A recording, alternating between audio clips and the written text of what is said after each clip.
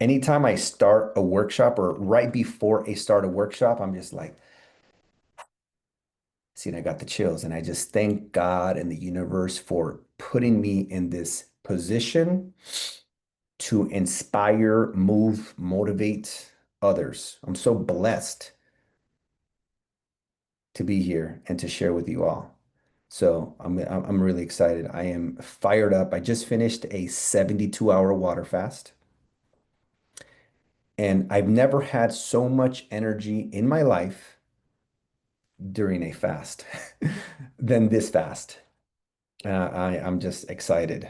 Played a round of golf today, a round of golf yesterday. I'm down 4 pounds. My skin is glowing and just feeling younger. I'm feeling 28 instead of 38. All right, we got some more people here. All right, let's give it another minute or two. Let me read some of the comments here. Mexico City and financial freedom, Austin, Rancho Cucamonga, Crystal Beach, Costa Mesa, LA, financial freedom and to be time rich. Some people say time is money. How many of you agree that time is money? Or raise or go like this if you disagree. You see, guys, time is not money because if I said, I'll give you $1 million today, but the deal is you are not waking up tomorrow. See, time is infinitely more valuable than money. So time is not money. Okay. However, we all strive for time freedom and options. Okay, Las Vegas, financial freedom and changing family legacy. Mexico City, Fontana, have fun with family and friends and give money to causes that I care about. Love it. One of my mentors said, make a lot of money and then give it away. All right, ladies and gentlemen, we are going to get started. I do have some notes, so when you guys see me look up a little bit, it's because I'm looking at my notes to make sure that I stay on track and that I deliver a life-changing workshop today. The first thing I want to ask of all of you is please turn on your cameras. No hiding in my workshop. Thank you to all of those who are in here, um, who already turned on your video. Everyone else, please turn on your videos. Um, the next thing, why did I create this workshop?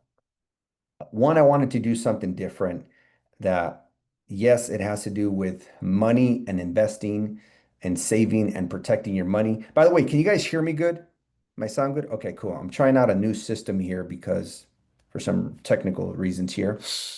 The reason I decided to create this workshop is today's November 19th, and we are about 41 days away from a new year.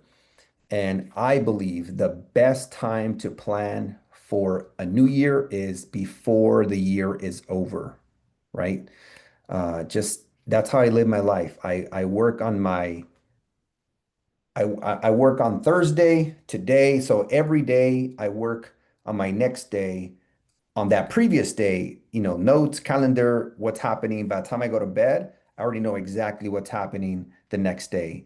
I do that with my vision boards each and every year. So this is an opportunity for you to create your best 2026 without waiting for January 1st, starting November 19th.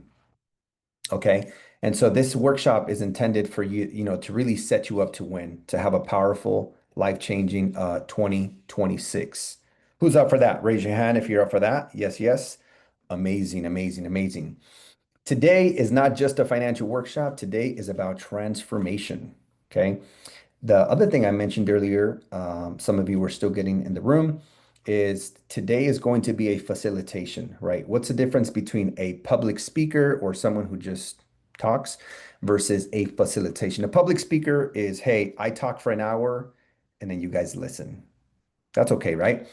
A facilitation is there's going to be questions, engagement, participation, note taking, because note takers are money makers, right? You should write that down. Note takers are money makers. You should write this one down. The more you learn, the more you earn. So if you guys have a notepad, something to write with, digital, or on your phone, amazing.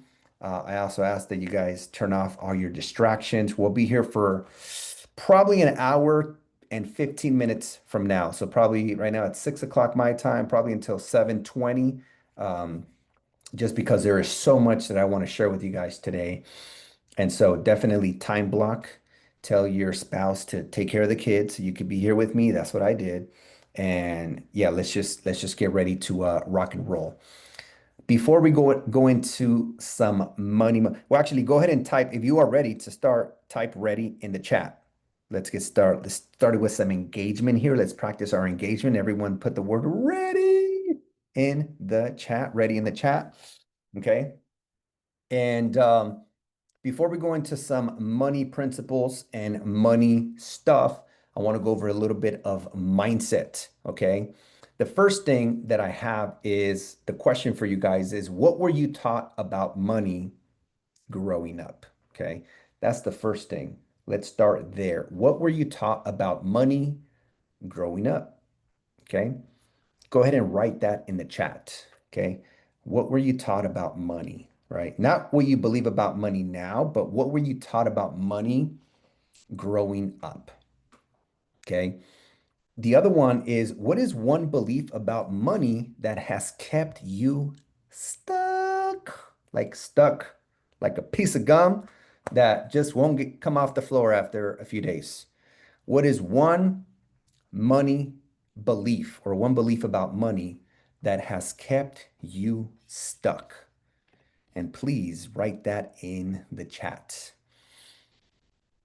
Okay. And this is how we are kicking off our workshop. Let me look at some of the replies here.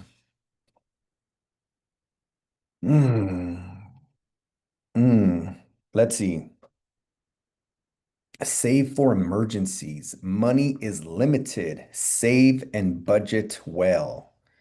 Must be earned with hard work. Ooh, you guys want to know? Okay, so I used to believe that working hard equals success. How did that translate? For me, when I was a professional dancer in my first business as a bachata instructor, traveled to over 25 countries teaching, performing. I had a nightclub that I ran. I hosted concerts. I owned two of the largest bachata dance festivals in the world. I had a choreography company, group classes, private lessons. I was living in hotels and airports without experiencing the culture, the world, the food, the places I was in. I was mainly just working, teaching private lessons, and barely sleeping. And the way that manifested, because they say that the body keeps the score. The way this manifested for me is via a herniated disc in my L5S1. It got to the point where I couldn't dance, then I couldn't run, and then I couldn't walk, and then I couldn't stand, and then I was laid out on the floor, permanently hunched over. I couldn't even stand up straight like this. And so finally, after 3 years of $10,000 in every holistic therapy that I was aware about, I figured I was in so much pain that I said, at this point, I'll do the surgery. I felt like it was my last resort, and I did leave that for the very, very end. And the first thing the surgeon said is, if you have a herniated disc and it's bulging out 3 millimeters or more, typically you need surgery. He said, yours is bulging out 8 millimeters. Said, no wonder I can't walk or stand up straight. And the surgeon said it would be a 50-50 chance. All back surgeries are 50-50. There's a 50-50 chance you walk out of here tomorrow, and there's a 50-50 chance you'll never walk again. So, limiting beliefs in this case about money, they not only manifest in your bank account or in the lack of your bank account, they manifest as stress, your nervous system, anxiety, depression, right?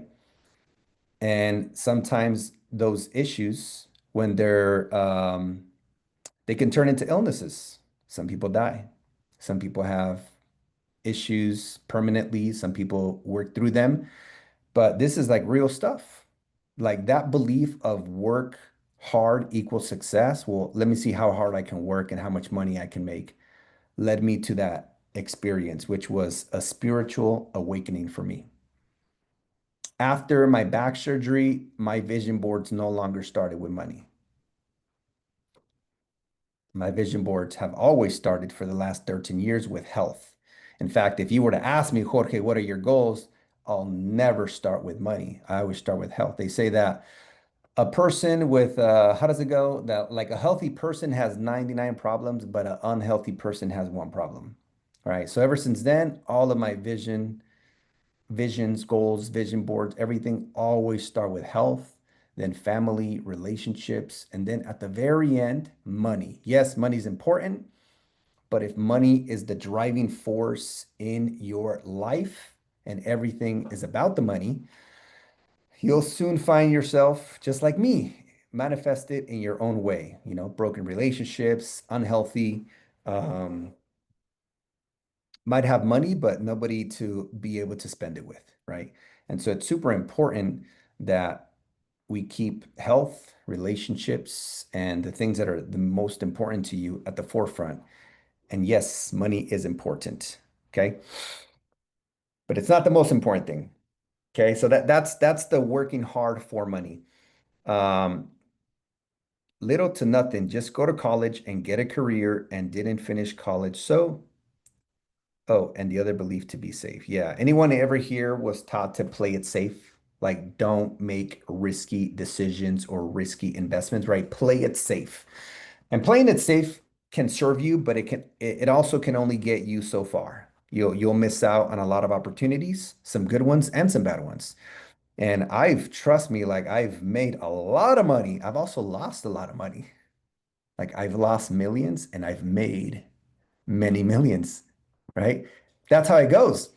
But if I would have played it safe and never took risk or chances, maybe I would have not made millions and I would have not lost millions, but then I wouldn't have the success that I've created, right? So it's really about getting educated, which is why you're all here today, and taking educated and calculated risk.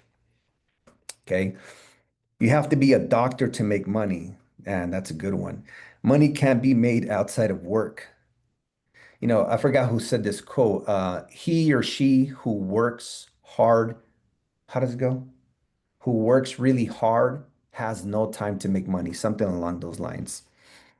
Work smart. Let's see, money is not going to come at your door, playing it safe. Anyone ever hear money doesn't grow on trees?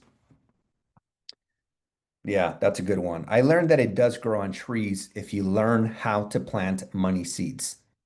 Okay. Um, I want to do a creative visualization. And by the way, this is a really good exercise for all of you. Uh, Most people don't have goals. The next level is to have goals. The next level is to have goals and write them down. The next goal is to have goals, write them down, and share them with other people. And then one of the highest levels of goals and manifestation is creative visualization. Anyone ever experienced that before? Anyone done creative visualization? So, creative visualization is you imagine, right? Like I would close my eyes and I would do this for many, many years. The previous house that we lived in, we've been here for 3 years, the previous house for 5 years. So about 8 years ago, I would sit at the dinner table and I had certain goals that I had on my notebook. And I would sit there in the morning to kick off my day and I would visualize as if my goals already happened. And I would also be like, what does it smell like outside while we're living in this dream home? And I would also allow myself to experience the emotions that I would experience as if I was already there. They say that when you bring your emotions into the experience, you collapse time. So those 5 year goals can be 6 month goals. So I'm going to lead you guys through a little creative experience here, but while closing your eyes. So everyone close your eyes. Okay, go ahead and close your eyes. People are like, did I sign up for a yoga workshop with Jorge or is this a money workshop, right? I'm telling you guys, it's all interconnected. Trust the process. So go ahead and close your eyes and imagine, go ahead and close your eyes. Imagine a version of you that already has time freedom. Imagine a version of you that already has passive income. What does your life look like if you could not fail? If everything that you ever wanted was possible? Imagine you are already there. What fear or limiting belief do you need to let go of tonight that would make it possible? So, again, I'm going to repeat the question. What fear or limiting belief do you have to let go of tonight in order to make this possible? And I want you to dig deep, okay? And I want to take some shares. I want to allow some of you to unmute and share with authenticity and vulnerability. And here's the thing, whether you make zero income right now, some people don't have a job, that's okay. Whether you're making hundreds of thousands or millions, there's always a next level and there's always a ceiling to where you are. And in order to get to that next level, there's a ceiling you got to break through in order to make that ceiling your floor. And it has 100% of the time, it's a mindset thing. It's not a resource thing because we can be resourceful and find the resources that we don't have. It's always in the mind. So, who would like to share? Yeah, go ahead and open your eyes. What fear or limiting belief do you need to let go of tonight to make everything you've ever wanted possible? Go ahead and hit, there's a little react button at the bottom of your Zoom screen, and you can raise your hand just like I did on my top left corner. Or you could just raise your hand and I will unmute you. Who would like to go and share? Marina, go ahead and unmute yourself and share. Yes. Hi, guys. So the what is the that belief that is limiting me running out of money?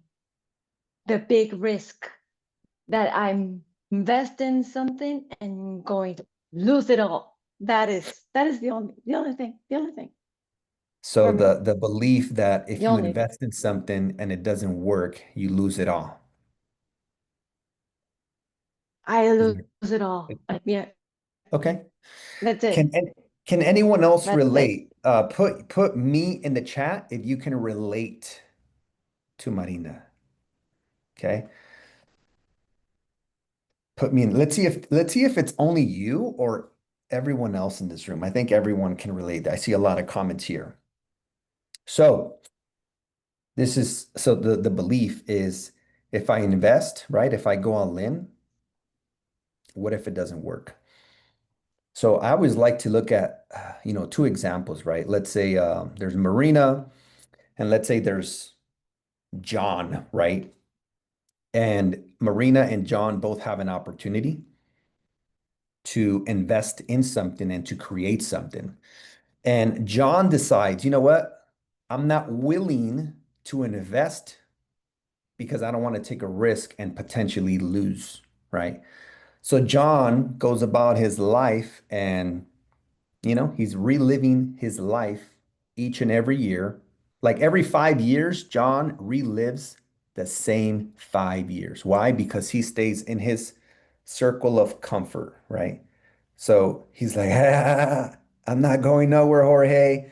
I'm living right here, buddy, safe, secure, working hard for money, trading time for money while inflation, taxes are eating away at his money. Inflation is the silent robber, right? And Marina says, you know what? I'm tired of not taking a risk and not getting the reward. They say you got to risk it to get the biscuit. So Marina says, you know what? I'm going to go for it.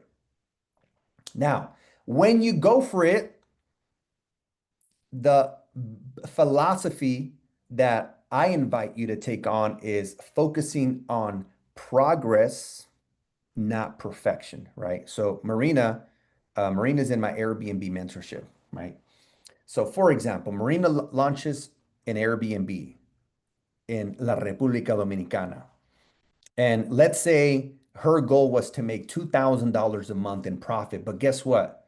It doesn't make $2,000 a month in profit. It only makes $500. Okay. Hey, $500 is $6,000 a year. Not bad.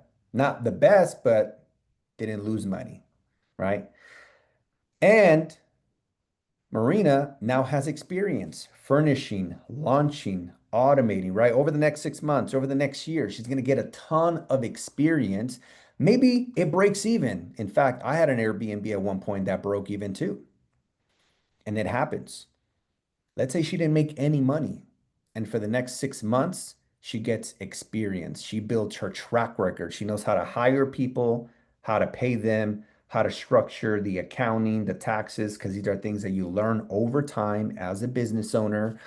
She gets an LLC. She applies for some business credit. So 6 months from now, she doesn't have any profit, right? Her money is still invested, right? Um, but guess what? The money is important, but something that I want you guys to always keep in mind, and this has been very important for me, focus not just on the money, focus on who you become in the process. Super, super important. Yes, we all want to make money on the first deal, on the next deal. You're going to win some and you're going to learn some, right? But to me, I'm always focusing on, progress over perfection and who am I becoming in the process. Maybe you don't make any money on your first deal, but guess what? That second deal comes around, maybe that's the deal that makes 500 bucks. And then maybe the next deal that comes around, you make a lot of money. The cool thing about business is you only have to be right one time. Okay. I have 4 apartment buildings right now, a 12, a 12, no, a 12, a 22, a 22, and a 30 unit all here in LA. Okay. All the properties are on track to make solid profit. I have one that is like a massive home run. I don't follow baseball, but I think they call it a grand slam when like there's like, I don't know what, three, four home runs. This is a grand slam. Okay. This deal is on track to make about $2.7 million in profit. And my company owns 75% of that project. So we'll make over, I don't know, over $1.5 million in 2.5 years from one deal. And that was my third building. We're in escrow on the fourth right now. And so in in business, right? Going back to Marina, yes, the money is important. Who you become in the process is more important. And just there's going to be another opportunity and another deal. 6 months from now, Marina has experience. John is still living under a rock, right? And so I think a lot of that, the fears, it helps to change your perspective, right? Because when you change the way you look at things, the things you look at change. So that's actually one of the first ones I had here in terms of failure. A lot of people have fear of failure. Some people have fear of success, right? If I succeed, people might expect more from me. And are you willing to be seen, right? Now, here's another thing about money that is super important. Money, in my experience, is often tied to self-worth. If you don't feel that you're worthy, if you don't feel that you're good enough, you will never ask for a raise. You will never ask for a new opportunity. You will never start that business because you don't feel that you're worthy of success. You feel like you'll never be good enough. Can anybody relate to that? So, very interesting stuff. Very interesting stuff. Um, Let me look at the comments here. I think okay, I saw a lot of me too's, a lot of people who were able to resonate with you, Marina. I'd like to take another share for someone to share a limiting belief that has held them back in their life in regards to money or something personally. Who would like to share? Raise your hand. I know there was a couple hands earlier. Remind me who raised their hand. Let's go with Javier. Hey guys, can you hear Hello. me? I can hear you loud and All clear. right, That's a perfect. good smile right there, Javier. Oh, thank you. I appreciate it. I work hard on it There every you day. go. Amazing. Me too. Haven't Uh, missed flossing in like 7 years. All right. yes, exactly. Uh, Mine is I always feel like I don't have enough time Ooh. to accomplish all the little goals, and I feel like I get analysis of paralysis, where I start over analyzing everything Mm, I'm doing and I get stuck. mm, And then that's where the fear of I'm about to fail. mm. And it's one of those things I've had to learn over years to take it one step at a time. One of the greatest little quotes I ever got was from my drill sergeant. He says, "How do you eat an elephant? One bite at a time." And but still, I get hung up with that. So I think mine has to do with time. Yeah. Yeah, time. Do I have your permission to go a little deeper with you, Javier? Yeah, go for it. Cool. Let me fix this camera. So, and this is something that I can relate to, and I'm sure a lot of people here in the chat can relate to. Time is directly connected to intimacy. Mm, Right. So um, whenever we're so busy that we literally have no time, not always, mm, most of the time, it could mean that there is a lack of intimacy. interesting. Into me, you see, right? Intimacy. Huh. So yeah, just sit on that for a second. And then the second part, and this is a really interesting one. So the analysis paralysis, where are my analytical people at? Where are my analyzers? Put me in the chat. Okay. Okay. So here's where, um, so when we're talking about an analytical personality, you don't, you're not born your personality. You become your Mm, personality.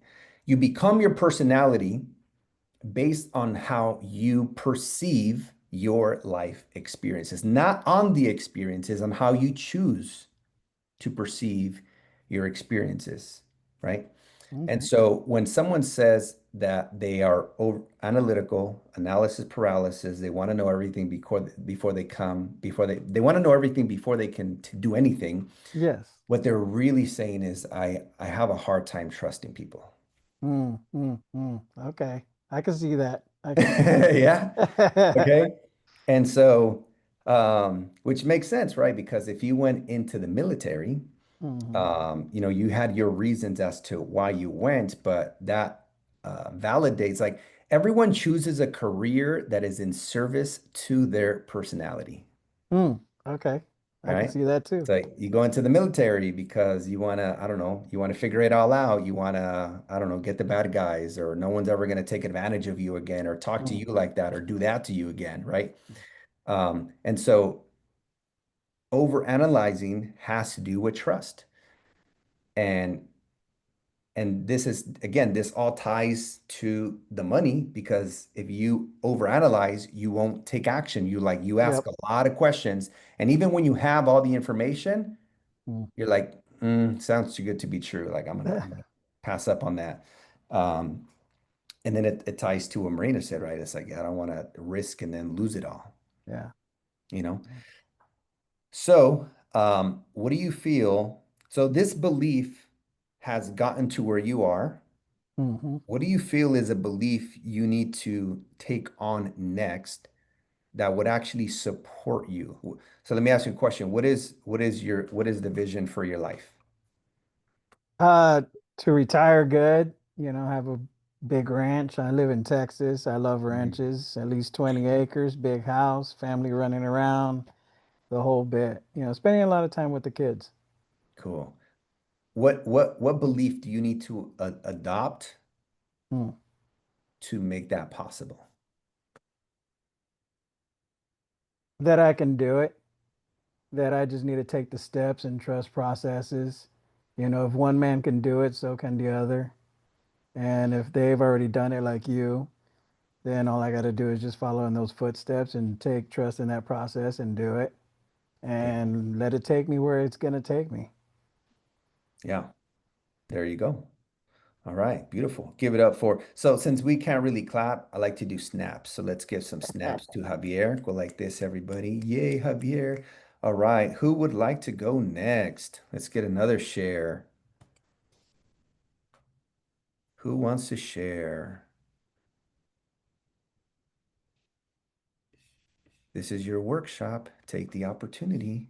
We're here. You can get some coaching. Who wants to go next and share? Anybody else? Anybody else? No? All right. All right. We can move on to the next section. Actually, one thing that I would like for you to all write down so you guys can take this with you is the exercise that they just did, right? So what is a belief that you can adopt starting this moment forward that would support you in accomplishing your goal? So take like 30 seconds and just write it down somewhere. What is a belief that would support you from this moment forward in being able to accomplish your goals? And go ahead and write it down. Write it down.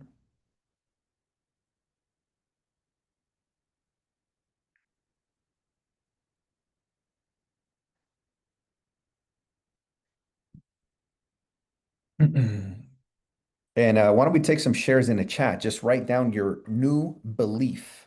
Write it down in the chat.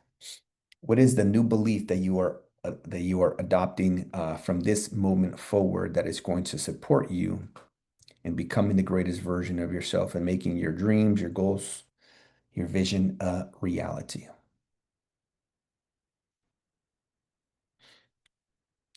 Let's take some shares here in the chat. If one man can do it, so can I. I can do it and it will work. There you go. Amazing. Let's take some more shares in chat. Remember, guys, this is a facilitation. Share your experience, participate in the chat. Be more disciplined and get out of being stuck in the cycle. Gotcha. I don't consider something as unsuccessful. Every experience carries purpose and wisdom. I will still gain valuable knowledge, connections, and confidence, even if outcomes looks different than expected. It will still guide me closer to my path designed for me. Absolutely. Beautiful. All right. Amazing. I always like to start with some money mindset exercises. And I'm telling you guys, there's always a new level, and that new level always starts right here in your mindset.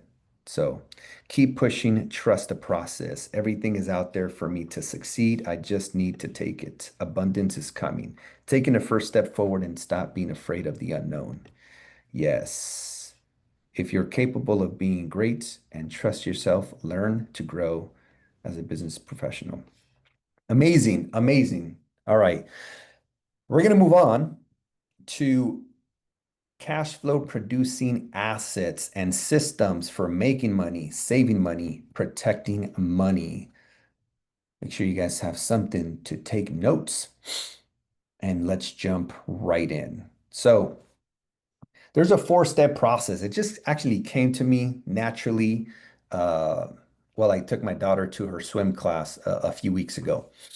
And there's four steps that I just came up with on the spot that have worked for me in order to get to where I'm at, right? I own over 100 doors in real estate.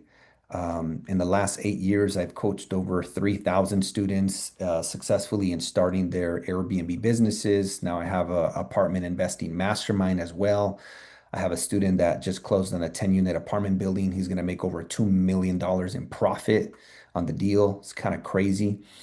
And so I've been able to, accomplish. Um,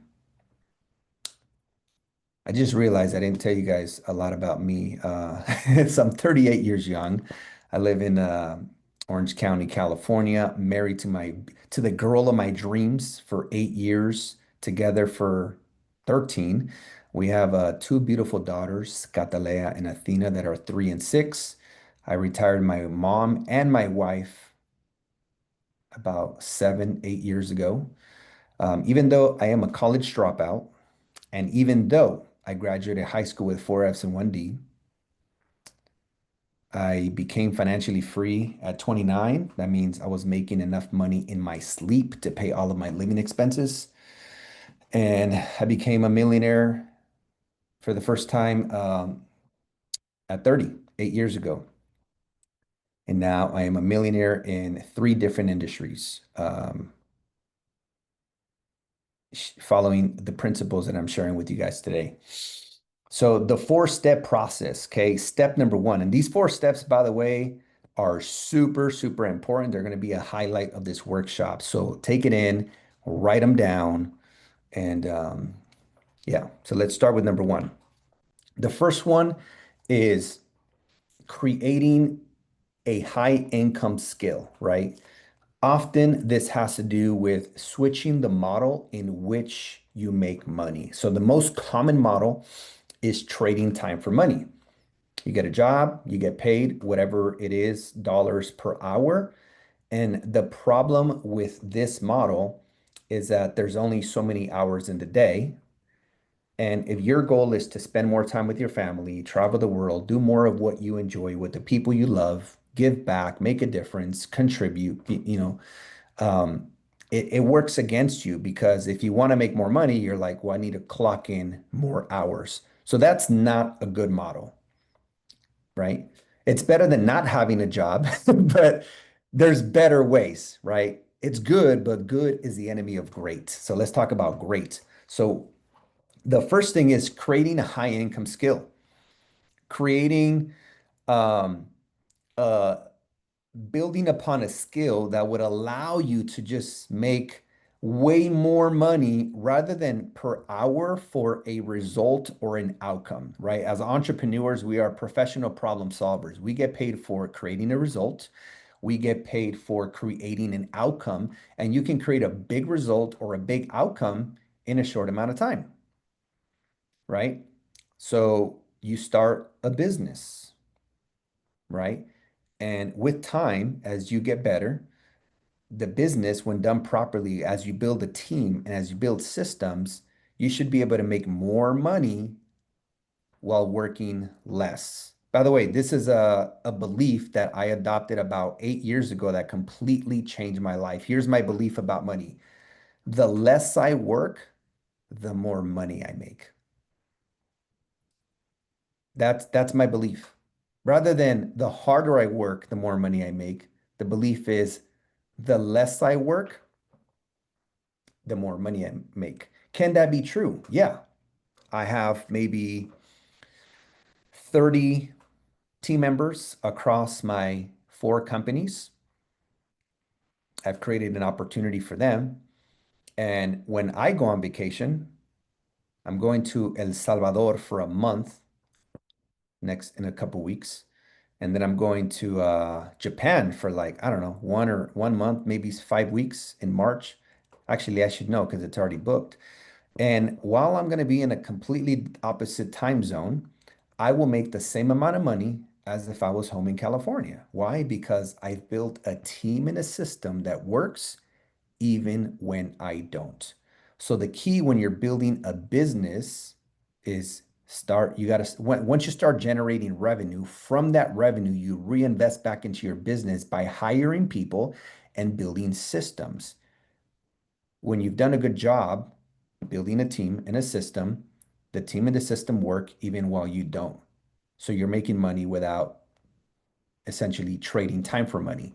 And when you do trade time for money in your business, it should be for a hundred to hundreds, maybe eventually thousands of dollars per hour because you're solving problems now, right?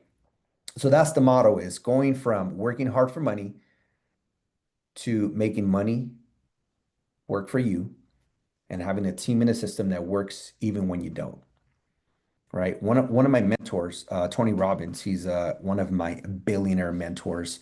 He says, you guys should write this down. It's one of the most powerful things I learned from him. He said, you don't build a business, you build the people, and the people build the business. And when you're building a team, whether it's Airbnb, whether it's an HVAC company, doesn't matter. Hear this out, guys. Your vision should be so powerful, so life-changing that your employees see the vision as their vision, not as your vision, right? And that's the key. This is how you create a high income skill or a high income business, right? Most of my students do it via Airbnb, now apartment investing. You can do it via a lot of ways, but ultimately, you start a side hustle until the side hustle replaces your 9 to 5, and now you have freedom, time, and options. Okay. Real quick, drop in the chat what it is it that you do for money right now. What do you do for work right now? Put it in the comments. I'd like everybody to share. How do you currently make your money? Put it in the chat.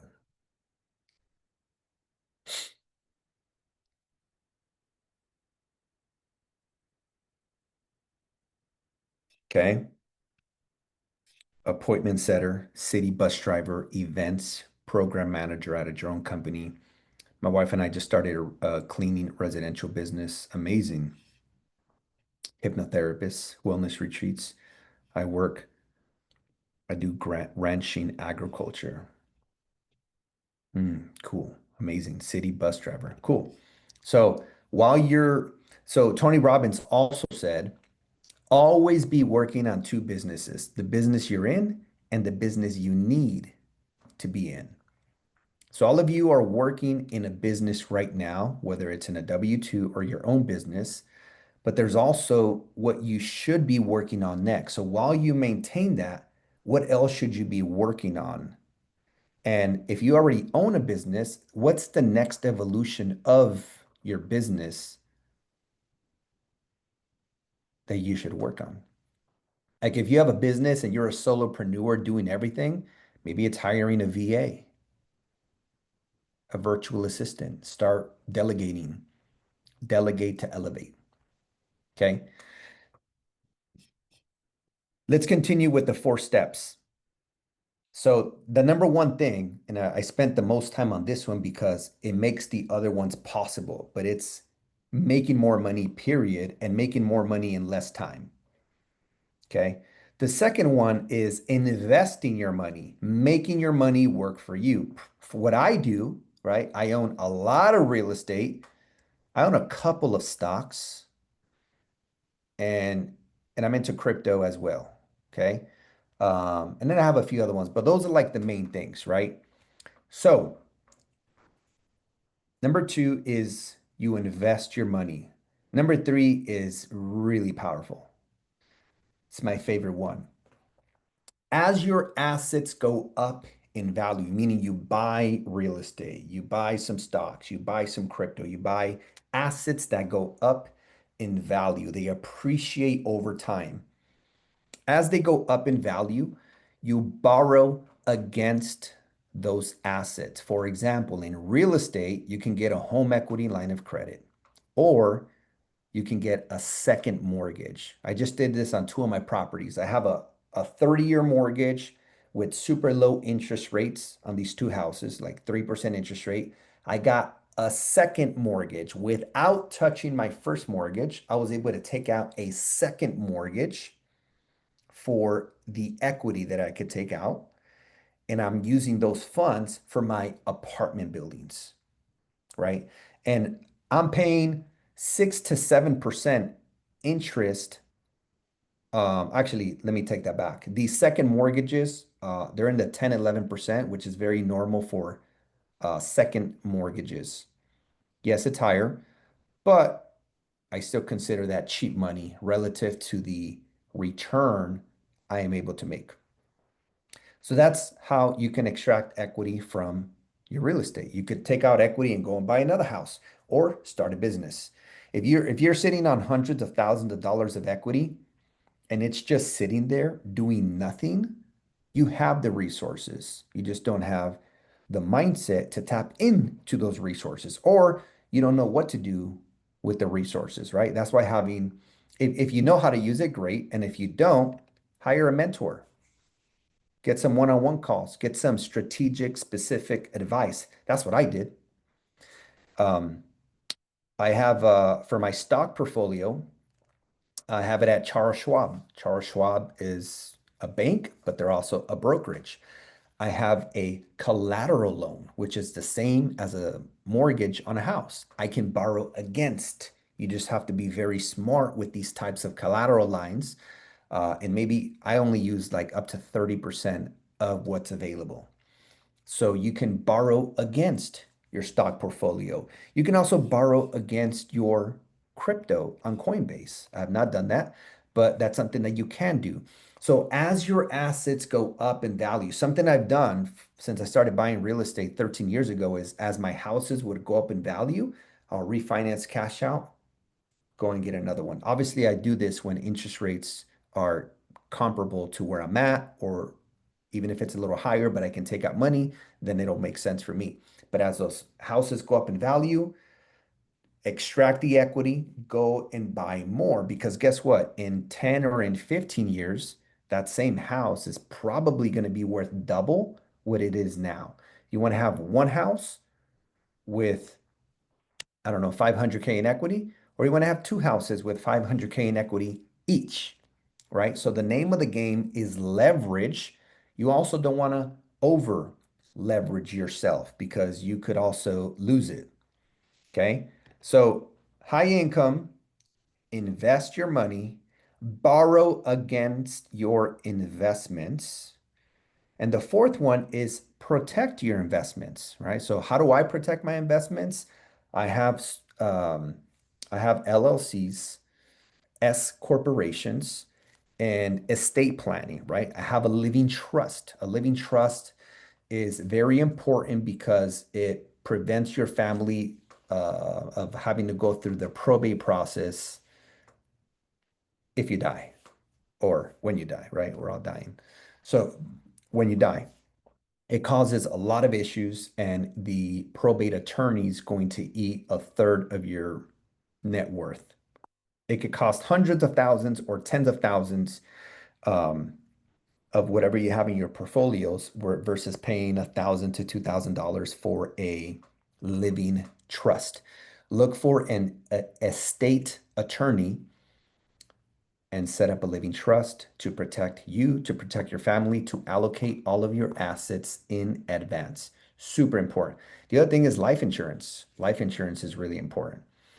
Um, I have enough life insurance to that so that at least my personal residence can get paid off and my wife wouldn't have to worry about that, right? That's like one way of thinking about it is, hey, something happens to you, your spouse, are they going to be okay, right? If the house can be paid off, great. The largest expense is gone, right? Um, so high income, invest your money, borrow against your investments as they go up using smart leverage, protect your assets, LLCs, S corporations, estate planning, living trust, life insurance, right? And you got to talk to your CPA to see what entities make sense for you. It does depend on a lot of things. Okay. Real quick, type in the chat, which one of those four most resonates for you where you are today in your life and business? Is it making a high income? Is it investing your money? Is it borrowing from your investments? Or is it asset protection, and protecting your wealth? Put it in the chat. Which one of those four most resonates with you today where you are in your life and business? Okay, making a high income, creating a high income, creating high income. I like all four, but right now, number one, creating a high income. Yeah, see, none of this is possible, or it's much harder if there isn't a high income, unless you've already made a lot of money and you already have a lot of assets. But for most people, that's not the case. Borrowing against assets and creating income. Cool. All right. Beautiful, beautiful. So now let's talk about um, I do like to put a little bit of emphasis, but not too much emphasis in saving money. Saving money is important, but only to the extent of a rainy day of fund or slash an emergency fund. Anything outside of that, in my experience, I just invest it because otherwise that money is depreciating. I believe inflation is 15 to 20% when you truly look at all the things that we buy and use on the daily.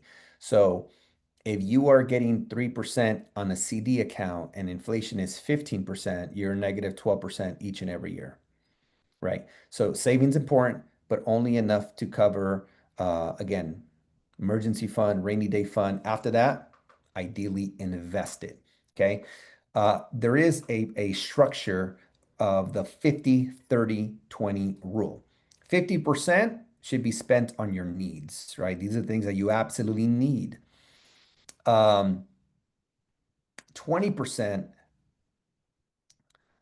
okay, this one's wrong. It shouldn't be. It says 30% wants. I'm not sure how I got this. I don't like that one. That's too much. 30% on wants? No. It should be like 50% on needs and 50% saving and investments. Let's use that. We need to put a higher emphasis on saving an investment, right? I don't like to call it a sacrifice. I like to call it an investment. Every house that I bought from 2012 up until 2019, here's what I did. I would buy a house with 3.5 or 5% down, owner occupied loans. And my first house, I rented 3 rooms while I lived in the more in the master. This worked out because I was single, I didn't have kids at the time, but that paid for my mortgage every year. Then, even when I got married and then had kids, um, my daughter got married in 2017. My first daughter was born in 2019. We split the house into 2 units using what's called a junior ADU. Within the existing footprint of the house, I split it into 2 units. Yes, you could do this with the permit. It's called a junior ADU. Me and my wife and my daughter lived on one side of the home. The other side of the home, I put it on Airbnb. That Airbnb paid for my entire mortgage payment for a couple years. So think about it. I didn't have a mortgage payment, guys, for 8 years. I was able to stack up my money and buy more houses. In 2021 alone, I bought 4 houses. But again, most people are unwilling to get a little uncomfortable. All right. Until you're at a place where you're experiencing financial abundance, this is part of it because not only is like number one is making money while being smart with your money. Because if you make 20 grand a month, but you spend 21 grand a month, that's not very smart, right? You want to make as much money as you can while keep your expenses as low as you can until you get to a place where you're making, some people call it FU money. Until you're there, my friend, be smart. It's not about how much you make, it's about how much you keep, right? Like you have to be smart. So 0% for wants, does that change after time? Um, everyone's different here, right? So again, some of these things fit most people, some of them might not fit you. I'll tell you this much. Today, we spend a lot of money. Like, we have a massage therapist that comes every week. And I'm not saying this to brag. I'm proud of where we are, right? We have a massage therapist that comes to the house every week. And I invite my mom, I invite my mother-in-law, and me, my wife, and them get a massage, right? I have a house manager that does cooking, cleaning, laundry, iron, picks up dog poop, helps with anything. And she's with us full time. She's been with us for 4 years. Best investment. And she has like like a partial chef experience. And I taught her how to make vegan food. I've been vegan for a long time, almost a decade, and she makes everything. Um, so anyways, she makes my green juices, my regular juices, turmeric and ginger and lemon shots. I mean, just it's like you have another human being in the house that just helps with everything. It's the best thing ever when you're at a place financially to where it makes sense. Um, what else? My dream car is a Tesla Model X. I have a Tesla Model X. My wife's dream car, I surprised her with a Range Rover, and she freaking loves that car.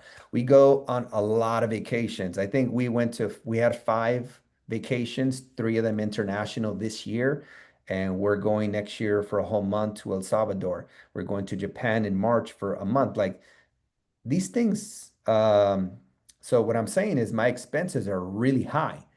But man, I spent almost a decade just making, not the sacrifice, the investment, being smart with my money. So eventually I can get to a place where I could just live a good life that we enjoy and we love. We homeschool our daughter.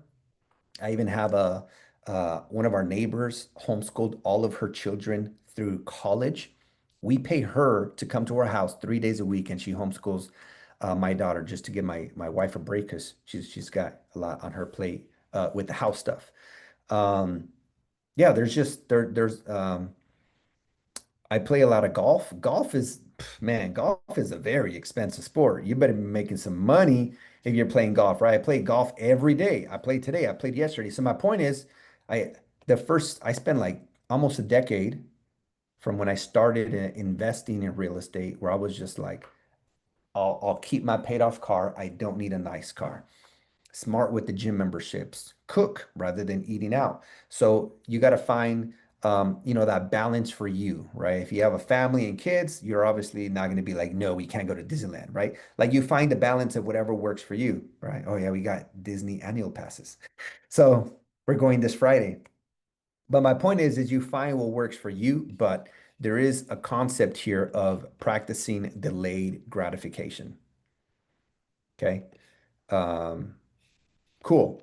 So, maybe the wants should be like 10% when you're building, and 40% should be like savings and investments. Like live as lean as possible and invest your money because in 10 years, you're going to be grateful that you did. Okay. Um, so high income, investing your money, borrowing against your money, and then protecting your money. We talked a little bit about buying a property using owner occupied financing. By the way, most of you are probably familiar with what an FHA loan is. A question for you guys. Show me the fingers or type in a chat. How many times can you use an FHA loan where you buy a house with 3.5% down? Let me know in the chat. This in the US, this is like the most common loan for an owner-occupied property. You put 3.5% down of the purchase price. How many times can you use it? Anybody want to take a guess? One. Once, 2 times. Here's the answer. Ready? As many times as the story makes sense. Okay. So I'll give you an example. Um, by the way, how many of you are in California? Okay, it looks like not everybody. So let me not use California as an example. Let's say that just imagine that there's 5 cities. One, two, three, four, five. Okay. So let's say you live, or let's say you work in this city. So you work in this city, and then there's one, two, three, four, five. And then you're planning on buying a house. What makes the most sense is you buy a house far away, like an hour and a half to 2 hours away. Okay. And this is where you can afford a house, so you buy a house there. In 1 or 2 years, you buy a house right here. And then in 1 or 2 years, 1 or 2 years more, you buy a house here, and then here, and then here. And for those first 5 houses or however many times you're able to, you can continue to use owner occupied financing. So the two most common is FHA, 3.5% down, or a 5% or even a 3% conventional loan. These are owner occupied, meaning you've got to live there for at least 1 year. So you buy here, you live here for a year or two, then you move here, and then here, and then here, and then here. The rule is you cannot have two FHA loans at the same time. But if you refinanced out of one and now you have a conventional, you can use it again. Or you can have one FHA and then 5% down, 5% down, 5% down, 5% down. And as long as, here's the thing, you cannot go to Bank of America, Wells Fargo, Chase. You cannot go to the big banks because you won't fit in their box. You have to go to a mortgage broker. And if you're in California, I have a good one I can share with you guys. Just let me know. And the point of this is that you can buy a house, split it into 2 units, live in one, rent out the other side, short-term rental or long-term rental or mid-term rental, offset most or all of your mortgage payment, stack your chips a year or two, do it again, a year or two, do it again and again and again and again. Now, you could buy a house, for example, that has 3,000 square feet of living space and you can live in 1,500 square feet of living space, which is plenty of space. And you can rent out the other 1,500 square feet, add a kitchen and Airbnb it, do a long-term rental, mid-term rental. The idea is lowering or eliminating your largest monthly expense so you could save that money and then go and do it again and again. Yes, yes. Can you buy a house in another state because you have your company, for example, in California, and you move to open another business in Texas? Can you both? Yes, you can. Same thing. So let's say you're in California, you have your job or business, you live here 1 or 2 years later, or even 6 months later, in situations like this, life happens. 6 months later, hey, I am going to go open up my business, office number 2 in Texas. I'm going to live there for the first year. Yes, you can go to Texas and do the same thing and buy another owner occupied home. The concept here, rather than putting 20% down on one house, is buying 4 houses with 5% down, right? 4 times the cash flow, the appreciation, the increase in value over time, the depreciation, which helps you offset taxes, all the other tax benefits, and mortgage pay down, people paying down your mortgage, right? In 10, 15 years, you want to have 5 houses with 500,000 in equity each, which is 2.5, or one house with $500,000 in equity. So again, the idea here is using healthy leverage. You don't want to over leverage yourself. You want to use healthy leverage. So what can you tell us on financing the first property though? You can't because you have to repay. Correct me if I'm wrong. I just want more info to be clear. Uh, can you tell us more on refinancing? Okay, good question. So yes, so there are lenders who will allow you to refinance primary homes and investment homes. So you can still refinance both. The only thing is you get slightly better financing on owner occupied versus investment loans. That's the only difference. Do you use these rules of the FHA loans to Florida? And yes. And here's the thing, guys. So Marisela said, wow, wow, a realtor told me not. Here's the thing, guys. There's a big difference between realtors and investors. Realtors are really good at doing their paperwork, making sure that you do your inspection, get your appraisal, remove contingencies, right? But they naturally are not investors. In fact, most agents don't even own a home.